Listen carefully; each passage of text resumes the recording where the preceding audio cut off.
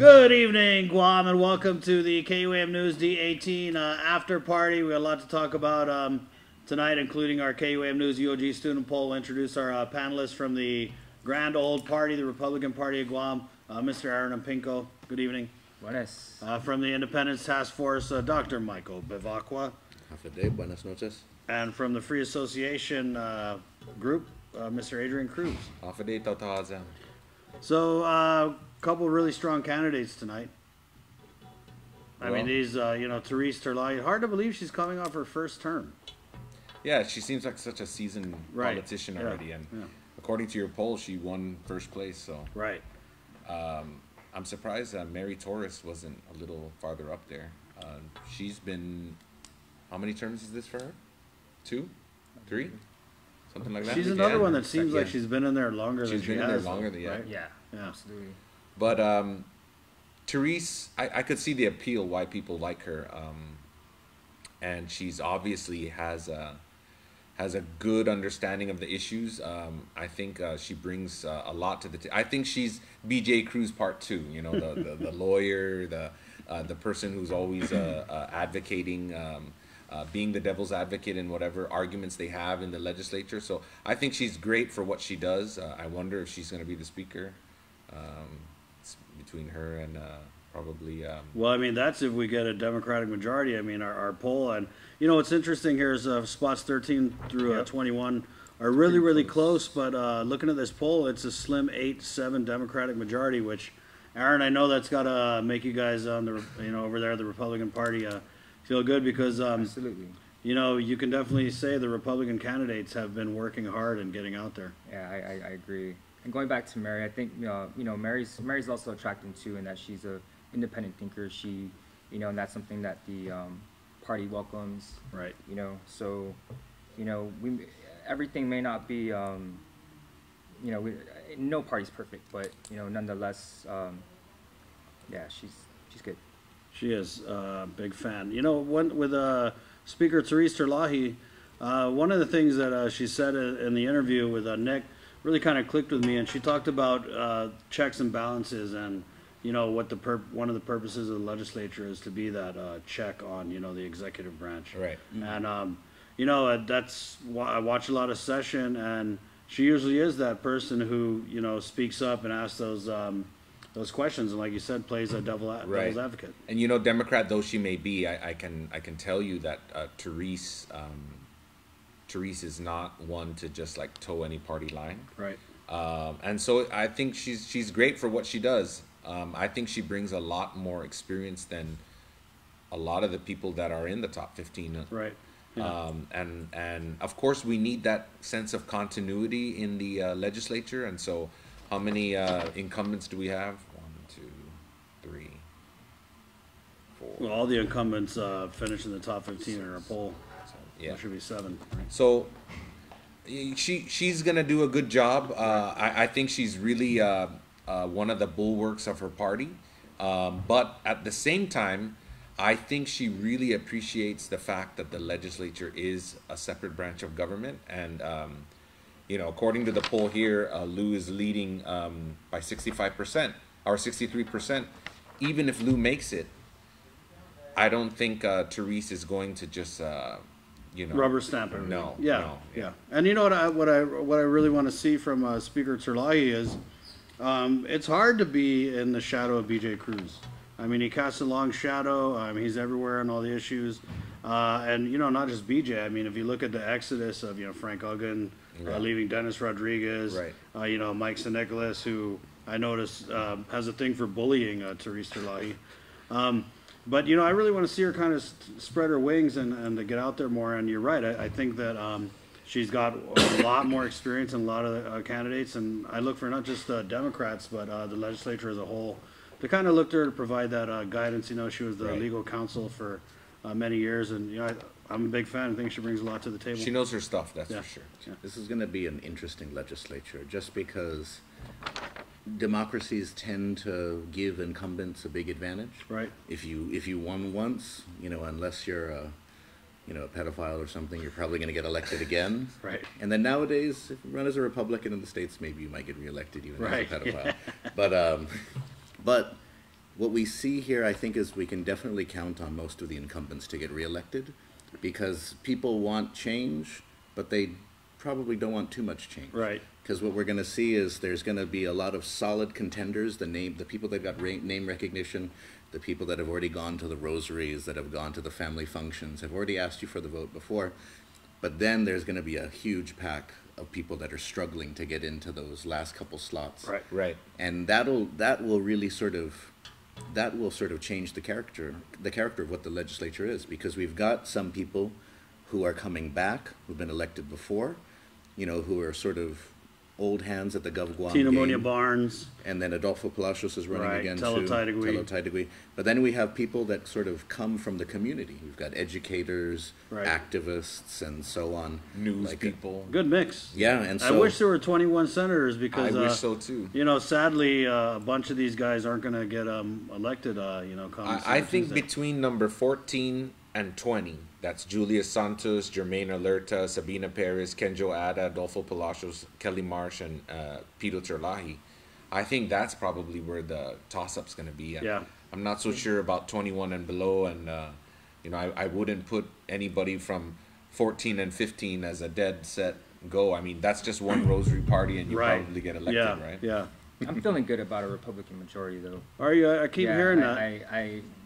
These guys are working hard. Yeah. And Aaron, what are you smoking, Aaron? I want some. hey, Well, hey, if Going our up to poll the says ceiling. A7 Democrat, I mean, it's not that much of a stretch, especially if you look at, like you said, 14 to 20.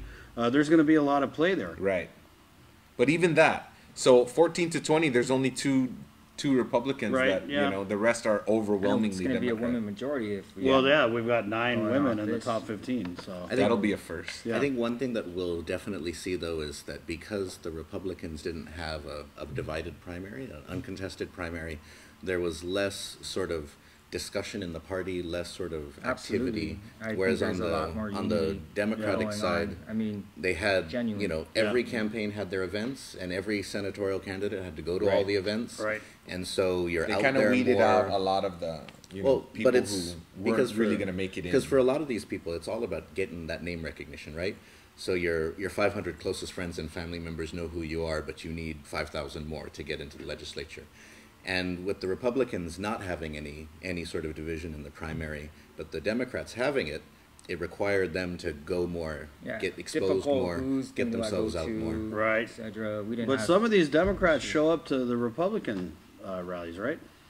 Are we getting any of that in the general, or was that just in the primary? I think I saw Alicia Casil Sunday. Yeah. Which, speaking on that, Yeah. if the people of Guam want to see the Republican candidates speak and Bota speak this Sunday at 6 o'clock at the Jigo Town Park, we're inviting all is welcome. Jigo Town to- Park. Yeah, Where's even that? you, Chris. Where's you're Jigo invited. Town Park? Where's that? It's where the Bank Bank of of Guam Guam's is. at. Oh. Yeah. So the open lot. Gotcha. Yeah. So you're invited too, Chris. Thank you, man. You are Appreciate too. it. Sure. And Is I there can going to be see- food? Of course. You Absolutely. kidding?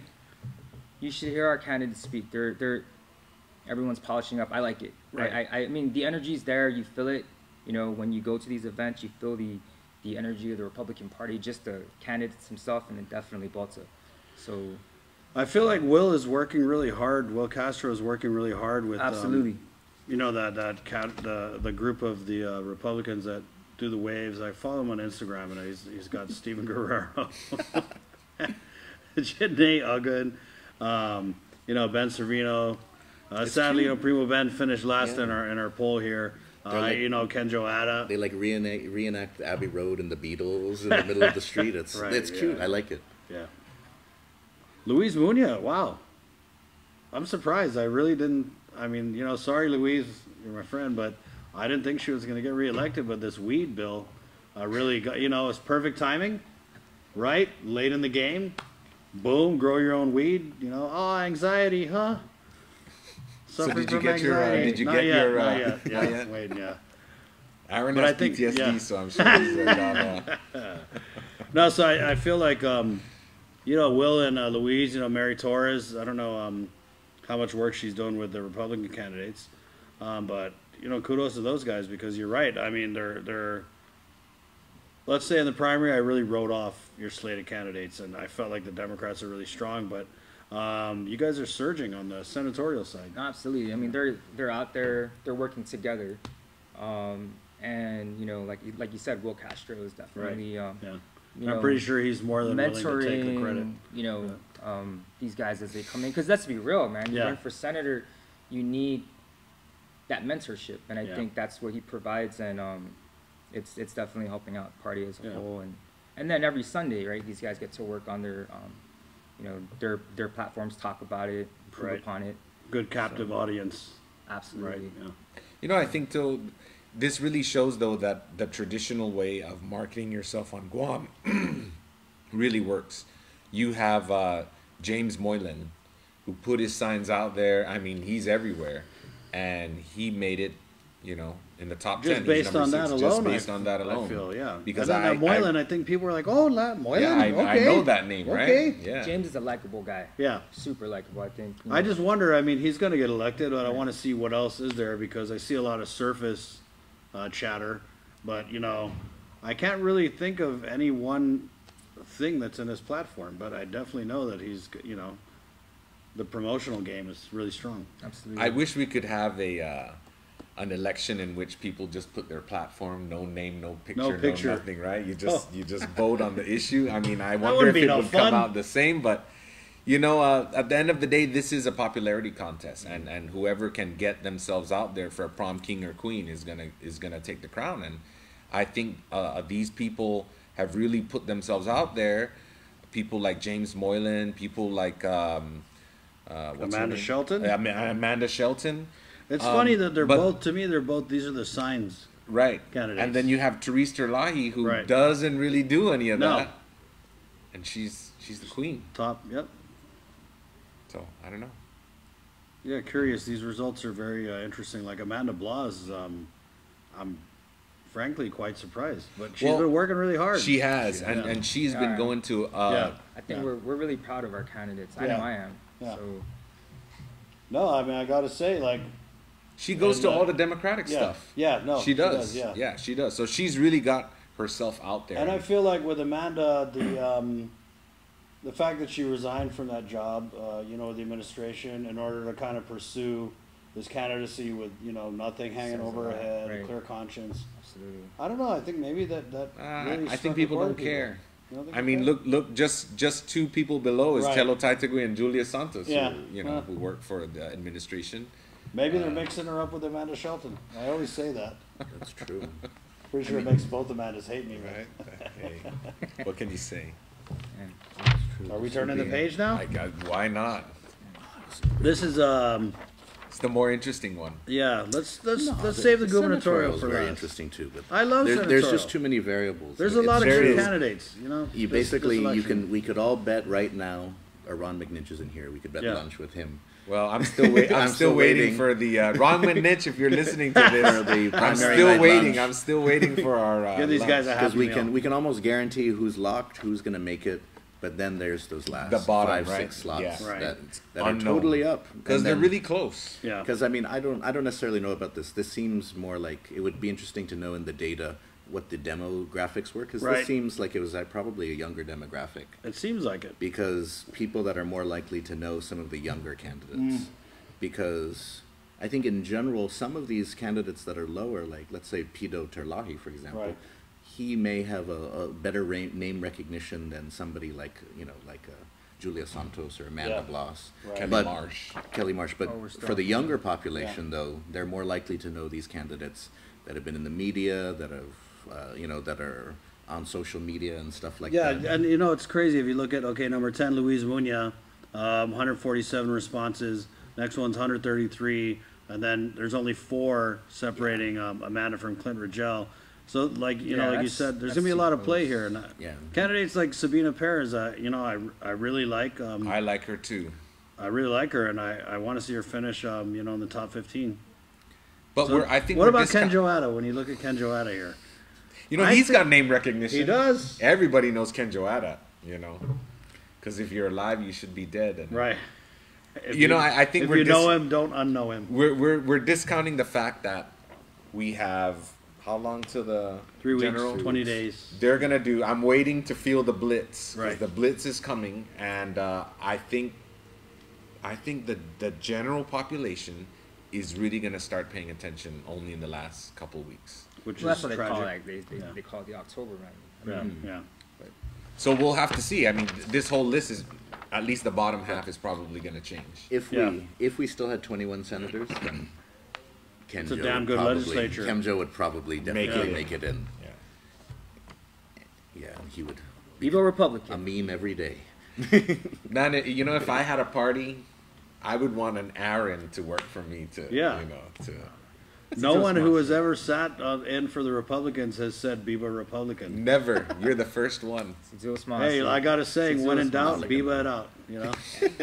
Okay, let's start with the delegate race here. This is really interesting to me. In the last poll we did, which was conducted October 5th, Mike Nicholas had a 63-33 lead over Doris. And now. So that's a 30-point lead. Now, Doris is somehow, or Mike has dropped the ball. She's closed the gap. Well, She's come within 12 points. You know, Aaron brought up something really, really important to consider, and I don't know if you want to reiterate it for them about the people that voted for Madeline and how they would. Well, yeah, we were talking about that earlier. So Madeline is a long time, she's been there, and so what we were discussing was the fact that Doris didn't have a opponent in the primary. Right. Madeline's people, are either they go to Mike or they go to Doris, and I have a lot of them are probably going to go to Doris. I feel like they are. And I Hurt feelings, think, you know. Not just that, Mike 'cause kind of came out. You took a legend, Madeline isn't just any candidate, so to take her out is. might be a And price to Doris pay for could that, I'm just, sort of be a continuation of that, and I think in a lot of people's mind, she's like Madeline Light. Dark. Madeline Dark. You beat me to it. But she's a lady. She has lots of lady. long-standing public service. She's an impeccable dresser. Yeah. She's like a Madeline. She comes from that same kind of generation. She Or has how that about same this? How kind of- about St. Nicholas when he kicked off his campaign? I felt that he was really almost disrespectful to Madeline, and then Yeah. when he beat her, he played this kind of, and I didn't buy it. This She's like, a great lady kind she's of a thing. great Yeah. lady. Now she's a great lady. After he punched her in the face, right? I mean, So- like what he first said was like, he said, "We're not going to discuss her senility or anything. We're going to stick to the issues." So I think that you're right. I don't know if Madeline's people are going to vote for St. Nicholas. I don't. I just don't see it. I have to agree with think Aaron that's her electorate's very intentional. Yeah. So She they're has voting for diehard her, supporters. They trust her. Yeah. She's done a lot for the people of Guam. So it's kind of hard. I mean, you can try, Yeah. but I think Doris. And then all that aside, Doris is educated. She's Harvard grad. I mean, from Guam, I'm proud. Yeah. Chamorro to have graduated from Harvard.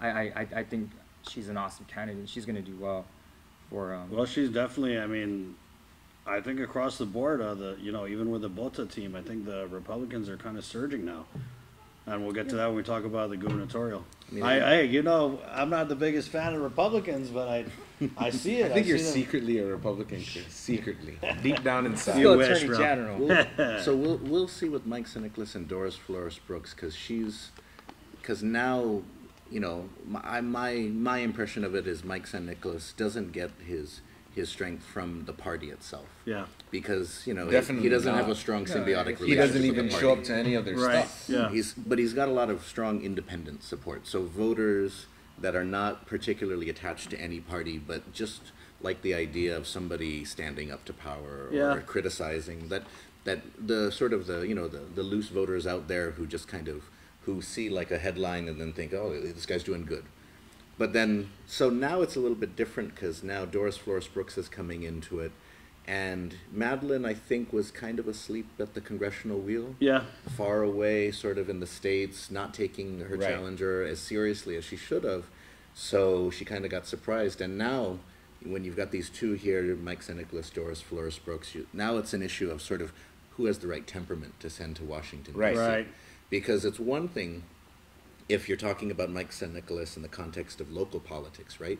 Because then, like, if he's challenging the governor, right, then a lot of people think, well, that's good. You got to put a check on that Yeah, power. yeah, yeah. But then when you think about moving the context to Washington D.C., Yeah. then you're thinking, Is he going to storm out? Is he going to do a walkout? I And not think- even over anything noble. He A hasn't walkout of ever. one. He hasn't walked out of the legislature on anything noble. It was just petty stuff. I think, though, that the people of Guam, when they think about the congressional delegate, I think they have a knee-jerk reaction. And one of the things that enamored them with Mike San Nicolas is that they feel, with all our federal issues now, is that they need a Donald Trump-style, loudmouth bully. And I think that's what carried him to where he is now. It's unfortunate, but I think that he's sort of a manifestation of the frustration that Yeah. the people of Guam have with the federal system, and they kind of want somebody who's going Yeah, to but make all the this thing noise. with Mike San Nicolas is I feel like if he were to be the congressman, it would be like having the federal government represent us. Because I mean, you look at the Section 30 money. He was trying That's to tell right. the feds that we weren't responsible enough to handle Section 30 monies and self-determination. He says that and that they we're not shouldn't give us mature money, enough that to we're not mature enough to vote for that's why ourselves. I can tell you that if Mike San Nicolas gets elected, and he keeps the current type of rhetoric and sort of ideological platform, he's going to be unique in Congress. Yeah.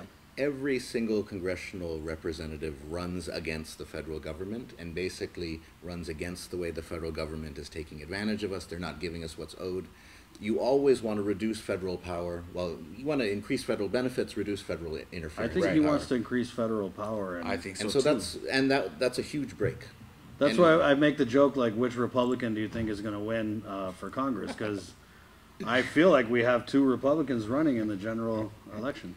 And so it'll be interesting to see how it goes because, like, if he does, every single sort of congressional rep up until now kind of knows how the game is played. You don't have a lot of power, Right. but you're always kind of defending the territory against federal overreach. Now we have a candidate who's basically like saying, maybe the federal Reach all government you should want. reach in because Yeah. we can't take care of things ourselves. Well, you know what else is interesting is, I mean, Mike is that candidate who I feel, would allow the federal government to overreach, and Doris being a Republican, I mean, traditionally, they don't mind it so much either. But when you have Doris Flores Brooks, sounding like a Democrat, it's crazy. Yeah, politics are. Frank Yes. Uggan should have ran for a write-in for Congress. Attorney General, Write him in for everything. Leva Camacho, 60, Douglas B. Moylan, 40. Do you think this is a done deal? Because I feel like Doug still probably got some. You still got Gary, endorsing him. That's Yeah. another thing is that Yeah. his electorate was also very intentional as well. So if they Right. see where he's going, Well, he kind of just kept the same major lead that he did in Yeah. the primary. So I think that is kind of That's a done it, deal. yeah. And I think that again, this is a reflection of how the mood of the people of Guam and what they want to see in the kind of changes that they're make. That explains the, Mike San Nicolas, it's the same kind of people expressing themselves. And I think it's a done deal. I think Lieben's going to win. Doug Moylan, I think they're going to view as a continuation of more of the same. And I want to see a dynamic AG. I feel like I want to see. I mean, so who do you Doug think is going kinda to be more tried- dynamic? I mean, obviously, Levin is younger, right? But I like that he's the younger candidate. But when they asked him about Lieutenant Governor's gun grab, he was real cautious in his comments. Whereas Gary was like, "Oh, lock him up" or whatever. I looked at that. Levin reminded people that someone who would be in the position of Attorney General shouldn't be out there, yeah, that's right. convicting people before they had a I mean, trial. the AG office should be different than all the other offices, right? It's nonpartisan, and so for that one, you want candidates that are measured, that are smart with their words. And I mean, I've seen some of the ads on social media that Doug Moylan runs. Like, there's one where he's holding up his passport and he's saying, "I'll keep your passport Yeah. safe." Yeah. And it's just kind of like, What else is he going to do, though? I mean, he's playing on the activist. Right. I mean, it's not even, to me, it's not even activist. work. And what's I mean, crazy Levin was is, doing good things. he's obviously a partisan candidate. Doug. Moylan is Yeah. a party. I mean, who are we trying to kid? Right, But, right, right. So I thought that it was a really poor way to show yourself, because it's kind of like showing your hand already.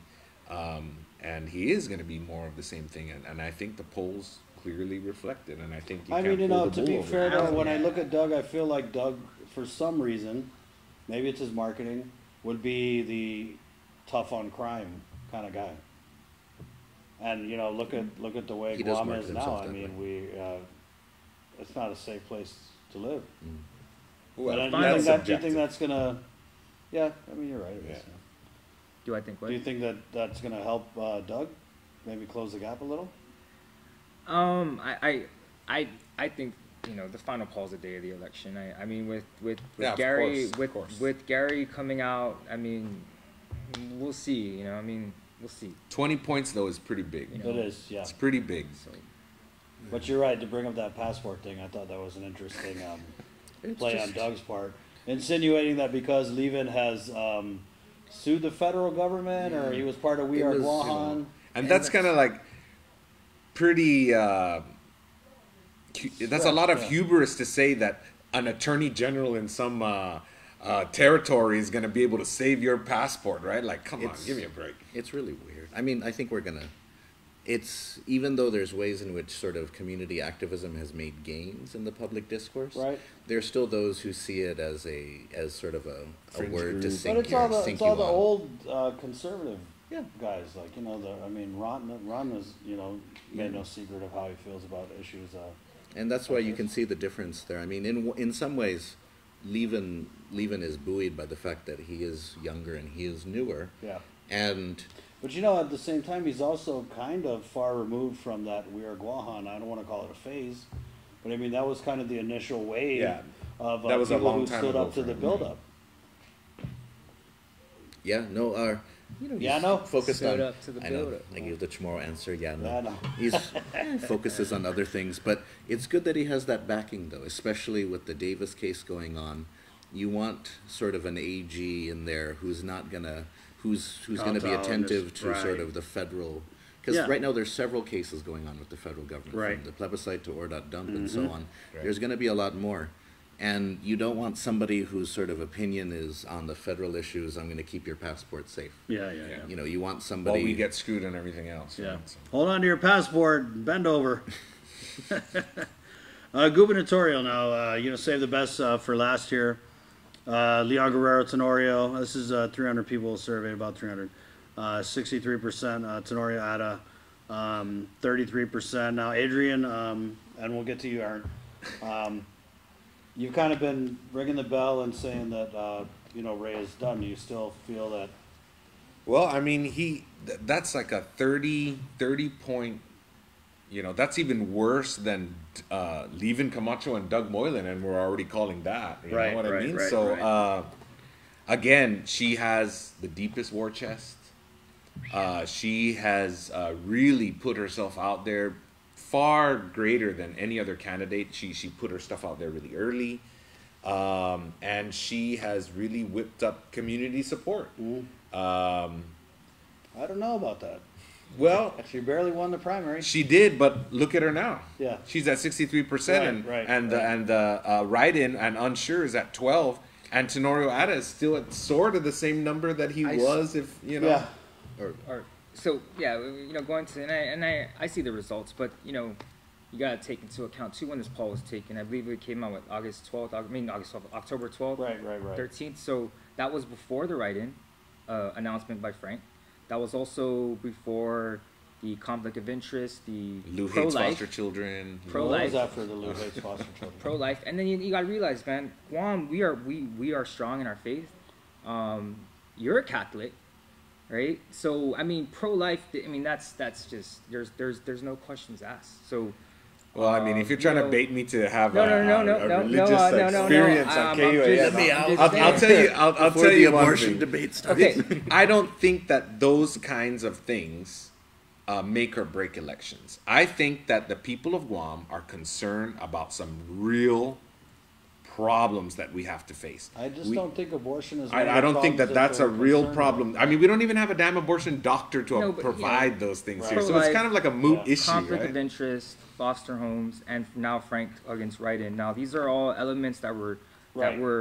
after And this. so hopefully the next poll So- we do would somehow Shift it provide a little. that option and maybe include like, hey, are you going to write somebody in? I would. You know, I mean, I would say that if we're going to talk about conflict of interest, I could turn around and say, well, if Ray Tenorio wins and that bill that goes through about the gun grabbing, Right. isn't that going to be a conflict? I don't think that those are such petty little things. I think the people of Guam are wanting to solve some fundamental problems that we have, some existential problems even. We have issues with the federal government.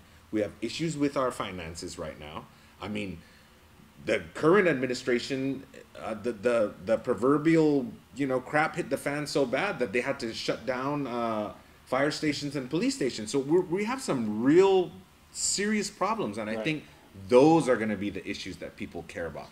Honestly, I don't think they're going to care about sort of smear stuff that come up. Right. Or No, but, little I things gotta- like abortion, right? I mean, it may not be little things know- to some people, Right. but I just don't think that is going to be the determining factor. I mean, no one's really gonna know that answer. But on a note with the lieutenant governor, I was his personal staff. I mean, I was his executive assistant for about a year, and he's a good man. I mean, I had to, I was with him day in, day out, 7 to 11.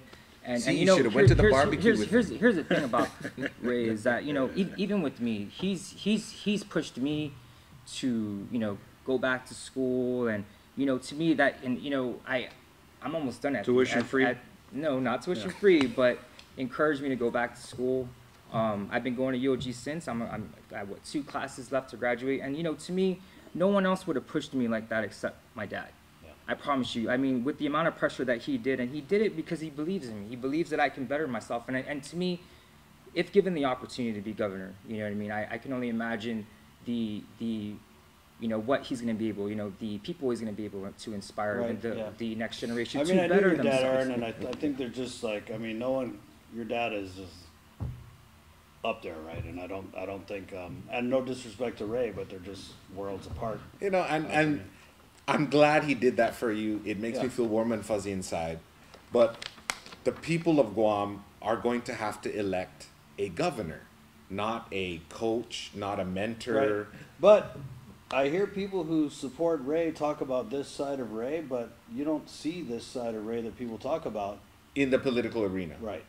So, This is the same way people who talk about Lou say, oh, she takes care of the employees, she donates to the fundraisers. Right. I would have never gone back to school if he didn't push me. Hey, and if I take these last 2 classes and I graduate, I'm going to graduate summa cum laude. So it's not like, I would have never gone back to school if it wasn't for him, because he gave me that push. I mean, Right. I was comfortable, and he wanted to challenge me. So And that, I took on the challenge. but what does that have to do with the problems that people on Guam face? Because to me, if you could better those around you, you know what I'm saying, improve those people around you, then that's the kind of leader that he is. You know what I mean? He should start a nonprofit. I'm gonna walk away a better man because of this administration and because of my boss. So, I don't know too many people that you have a boss that you can say that about, but I know that this man is a good man, and his intentions for the young are good. And so, For me, I think that I really think I would love to see the data. I think that this is a younger pool, because I don't think it's that far apart. I just don't I think don't it's think that far apart at because, all. I mean, objectively, I think the Bota campaign has had Lou, I mean, after the primary, Lou and Josh were pretty quiet, and I don't know if that's because they were trying to sort things out with, with their own with their internal own, thing, right? But When you- Bota has Lou on the defensive. I mean, she had to come and respond to the foster kids thing. She had to, I mean, she's trying to put out this conflict of interest fire. They're fanning the abortion flames. So Right. if they keep Lou on the I think it's defensive much for the closer. next 3 weeks, who knows what could happen. But And, that says something too. So here we go. We have 2 gubernatorial teams vying for each other, and one is having to put the other on the offensive, and the other isn't taking pot shots back. Yeah. So, again, Which is interesting because I feel like there's a lot of stuff. there's a lot of stuff that, that I you mean, could it's like throw- it's low hanging fruit, man. I mean, so what does that say about your leadership style? Do you think that Lou is maybe like, we got this 30-point lead, just hold on, everybody? I don't think so. Yeah. You know, Robert Underwood. Underwood had Camacho had a 30-point lead, No, and and look that's at what what happened to people that, bring up, right? yeah. Yeah. So, You know, does she That's have what it in the people bag? say, yeah. I don't think she has it in Yeah. the bag. Does Ray have it in the bag? I don't think Ray has it in the bag either. I think what they're gonna How have about to Frank? do. Does Frank have it in the bag? No, not at all. That we can all agree. I don't think that's gonna go through. But I think what we can all agree is that the candidates need to stop.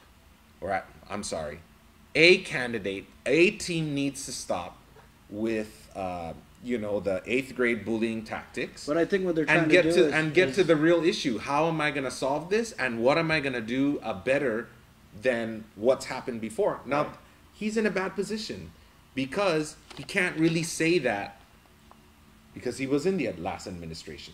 So he needs to somehow prove to Put the some people of daylight, I Guam, think, right? yeah, He needs between to. him and Eddie. He needs to, or needs to say, I can improve more. I can, if you just give me more time. These are my concrete Yeah. plans, you know. Other and than I feel like that's one of the things, having such a, I'm saying a strong governor in terms of, you know, Eddie is very hands-on. right. I don't think that Ray really got a lot of opportunities to kind of drive the car under Eddie. You know what I mean? He's been in his He had the Guam seal. he's been in his lieutenant governor Right, capacity, role. You yeah. know, I mean, they threw him the public safety bone. It was beautification. It was the Guam seal. So, you know, I think had he had more opportunities to show, like, He hey, might I have can been be a able to, leader. right. And you know, he's been struggling with this gun thing, and it's just I feel like the attacks on Lou are kind of meant to bring Lou down to the same level. Let's all get down here in the mud. You know, I got this gun thing. I'm down here. So let's But I just know- let me bring you down I here think- with me. I think with what he had privy over in the, like, for example, IBTF. I mean, you saw it. I mean, you know, I was a part of that. I managed Well, they did good his work. bus stop program. I mean, I was a manager for a year and a half, and I got 160 bus stops painted Yeah. within a year and a half. And man, it was a lot of work, but that was one thing I can say that I was able to accomplish under Right. his leadership, under his office. We got the wall here. I also was in. I spearheaded the neighborhood watch program with Paul Tapau, pretty much the relaunch of it. And I'm still in. You know, I don't know if you're in your neighborhood watch chat, but I know I am, and I know a lot of other people that have adopted this. So, you know, to me, like you said, you know, the driver's seat. You know, I think with what he was given to drive, he went 1,000%. And I just feel like if had circumstances been different and we weren't looking at this, you know, crisis, Eddie would have been more willing to say, okay, Ray, you take, you know, right. let me clock out this last year and you go do your thing. But I think because of the Right. gun grab, I mean, Eddie was maybe a little gun shy to kind of let. I'm just not buying the Kool-Aid, you know. I'm not. And the thing is that, to me, just looking at the whole thing as a whole, I would say you got somebody who's clawing right now, Right. Who's you know, pulling hair and scratching faces, and is not wanting to get to the real fight, which is the real issues. And I think it's a great political tactic because it sure takes away, if I don't have nothing to give, or if I don't have some meaningful plans, then what am I gonna do? Right. I'm just gonna, you know. I think he's gonna make a great governor, and yeah. I just Stay on that track, Eric. want somebody like you working for think me, he's man. gonna be Because great governor. jeez. So We're not calling no other Republicans. That's what idea. I'm curious about, though, is because, you know, I found that a lot of people that don't know Ray Tenorio that well sort of, you know, they have a superficial impression of him, but people that really do know him well, you know, share stories like that. So maybe he needs to get to But- know more people. But I'm better. wondering why the Bota campaign sort of didn't focus on that more, because, you know,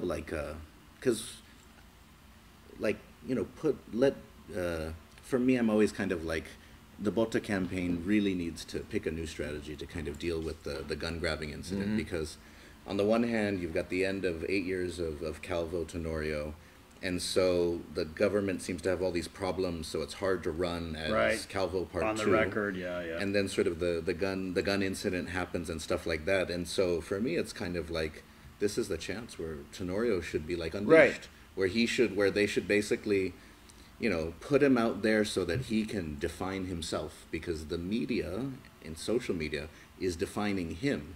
They're all saying a No, lot I of think stuff that's an about unfair him. assessment. I think he got himself into this situation. That's right. Yeah. No, I know, but I'm and saying we're just doing our jobs. You know? Oh no, I'm Yeah, not. I'm not yeah. saying that there's Oh, anything yeah. wrong with sort of reporting that. Right.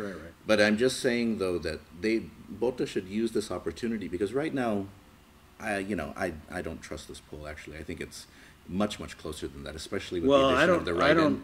I think it's accurate, but I just don't think that it means by any stretch that you can Right. count Ray out. No, you Yeah. can't. And I'm Because just although not, you might disagree with the strategy of clawing and kicking and biting, it works to a It degree, works, but yeah. I'm just not buying like the propaganda stuff where you come out and you say that everything has been peachy keen Yeah, and of all these course. things are wonderful Right, and there's right. grass growing where it was barren before, and we all know because we Yeah. all live on Guam that Yes. there are some serious problems and things have not been peachy keen. Yeah. I just wish that somebody would I think it would be better for him to actually come out and say that Yeah. and say, this is what I'm going to do to fix it. I think that is where he will be head to head with Lou. Right. But he's not doing that. No. He's telling us that everything is wonderful, and then Lou's turning around and saying, well, you all know that it's not wonderful, and this is what I'm going to do. So you're guaranteeing me that Lou's gonna 100% turn this all around, and 8 Nobody years from can now, I'm unless gonna Jesus say, Christ I'm gonna comes say down there's to no run for office. issues. What There's I'm no saying issues. is that there's Christ for issues, center. but to say that everything is great and we've done nothing but good and that the green days ahead, I mean, that's just not reality So you're for saying any that candidate. under that administration, it's going to be green days ahead. Of course, Perfect. what I'm saying is we have serious problems. You have to have serious solutions, and if we're going to stick to the line that everything is good, and if you just vote for me, it's going to be even better. But maybe that's why they want to do the clawing and the attacking, because if you run on the issues, like you said, it's hard to run on That's right. a financial crisis That's and right. closing That's the right. police and the fire It station. is. So, I mean, I really think that's what the intent was. The Right. initial strategy: get out early. The other side is divided, and so if all goes well, we should kind of cruise on in. But then I think that a lot of the government crisis stuff and sort of Right, yeah. then it deflates that. You But know, the I- X factor, though, guys, and it wasn't really reflected in this poll, but I think that Frank Hogan is going to have an impact. In You the think general. so? I think he is. I don't know.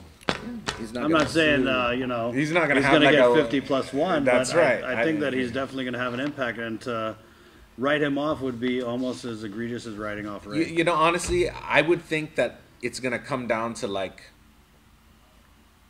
40-60, something like that. I think it's going to be a close race, but honestly, I don't think that we're going to have a runoff. You I don't. think somebody's going to get 50 plus 1. Well, I kind of hope so, because primary we work till 6 in the morning, so I could go home early. A general election, guys, it's been great. We went way gonna be a lot over of our work. time, but we're gonna have you back. We want to get you back. He's I'm great. I'm gonna delete all my other Republican contacts. He's great. He's feisty. Yeah, he is. All right, hey, on behalf of our guests, hope you enjoyed the show. It's been KUAM News D18, the after party for Aaron, Mike, and Adrian. My name's Chris. Thank you so much for watching. Hasta adios. Viva Republican. Joseph, thank you. Don't leave me